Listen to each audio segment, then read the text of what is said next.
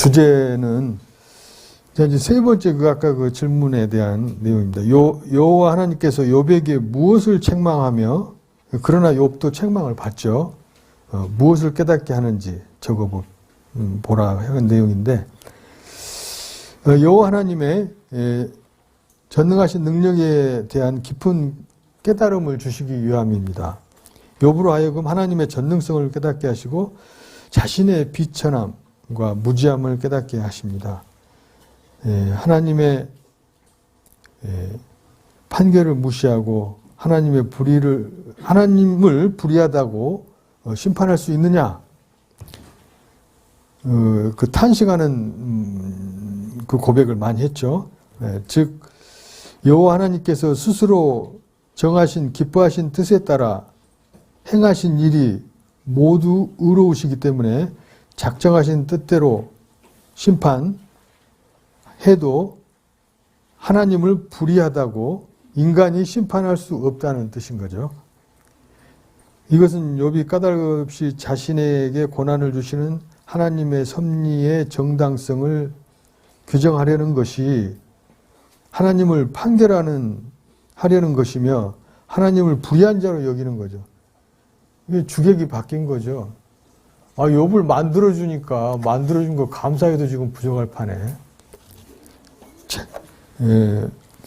욥이 그렇게 할 수 없음을 강조한 것으로 교만한 자를 주관하시는 여호와 하나님의 위대하신 전능성을 깨닫게 하시고 피조물인 욥의 무능력을 깨닫게 하시는 데 있다.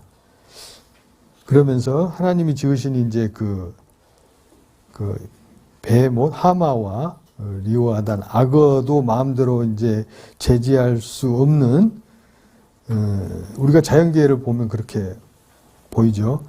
무능한 한 인간이 그 동물을 지으시고 주관하시는 전능자 하나님과 맞서서 하나님께서 하시는 일에 대하여 변론할 수 없는 존재임을 절실히 깨달아야 됩니다.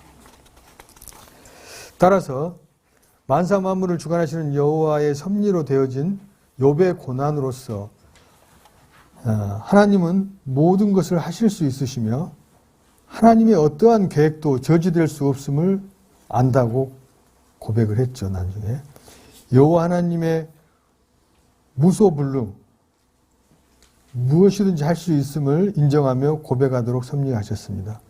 욥은 자기가 깨닫지 못하고 너무 기묘하여 알지 못하는 것을 말하였다고 하면서 자기가 알지 못해서 묻는 것을 깨달아 알게 해주시도록 내가 뭘 모르는지도 모르겠다. 그걸 깨닫게 해달라고 이제 강구하게 된다. 그게 바른 자세죠.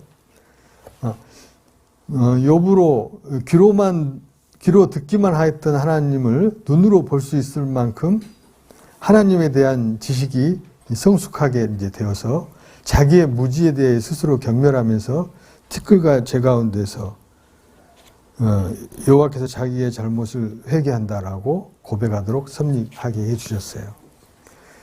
이러한 욥의 회개는 하나님께서 선악간에 어떠한 일이라도 다 하실 수 있다는 사실을 솔직히 인정하지 못한 죄.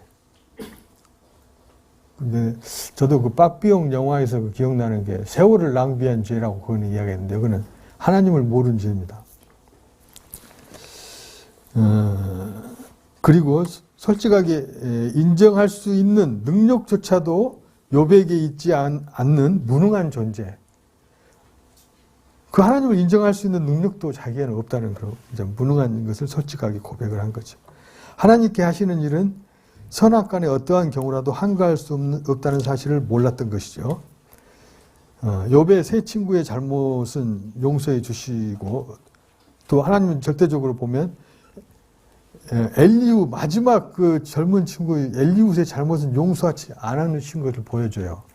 그 욥이 대신해서 제사를 이제 여호와께 드렸는데 이처럼 여호와께서는 인간의 행위의 조건에 또 똑같은 네 사람인데 왜 세 사람은 그 욥을 통해서 그 사하시고 엘리후는 또 그러니까 행위의 조건에 따르지 아니하고 여호와의 작정하신 뜻에 따라 용서하기도 하시고 용서하지 아니하게도 하시는 주권자이시고 전능하신 분이시며 여호와 하나님은 까닭 없이 오직 작정하신 뜻에 따라 섭리하시는 전능한 분이시다는 거죠. 하나님께서 인간으로 하여금 강팍게 하시죠. 하셔서 범죄케 하신다 하더라도 인간은 하나님께 항변할 수 없다는 거죠. 하나님께서 온 우주 안에 일어나는 온갖 일을 다 주관하시며 섭리하실 뿐만 아니라 이 땅에 일어나는 전쟁과 평화를 비롯해 민족 국가들의 흥망성쇠는 물론 개인의 일생에서 일어나는 선악간의 온갖 잡다한 모든 것을 주관하시며 섭리하신다. 엄청난 베이스인 것 같습니다. 육에 속한 행위나 영에 속한 행위의 일체도 하나님께서 주관하고 섭리하신 것이죠. 사단 그랬으니까요. 여호와 하나님께 대한 지식은 인간 스스로의 이성적 능력으로 연구해서 깨달아 알 수 있는 것이 아닌 거죠. 전능자 하나님 스스로가 깨닫게 해 주셔야 알 수 있는 것이다. 예. 따라서 여호와 하나님께 대한 지식은 인간 스스로의 이성적인 능력의 연구 결과로 얻어지는 것이 아니라 여호와 하나님께서 스스로의 영광의 계시를 통하여 깨닫게 하시는 은혜의 결과일 뿐인 것이죠. 여호와께서 욥에게 직접 가르쳐 주신 지식은 욥의 생애와 천지 만물을 전적으로 주관하시는 여호와의 권능의 영광을 직접 눈으로 보며 파악한 이제 절대 직관적인 성숙한 지식에 이르게 하신 거죠. 욥은 하나님께서 직접 그의 생애와 피조 세계에 대한 섭리를 직접 보고 파악하도록 섭리해 주심으로써 하나님의 섭리에 대한 직관적인 성숙된 지식을 얻게 된 것입니다.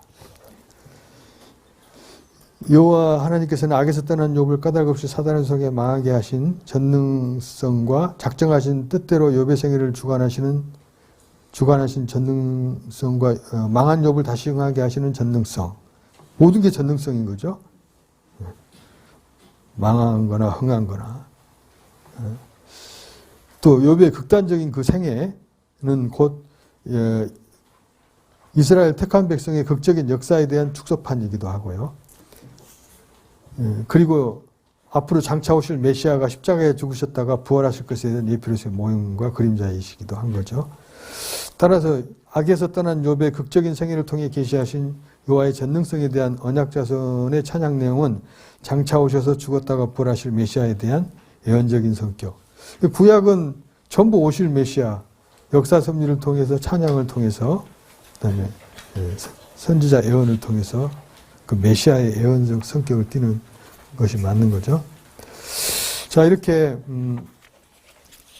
여호와의 전능성 찬양을 공부하고 난 소감입니다.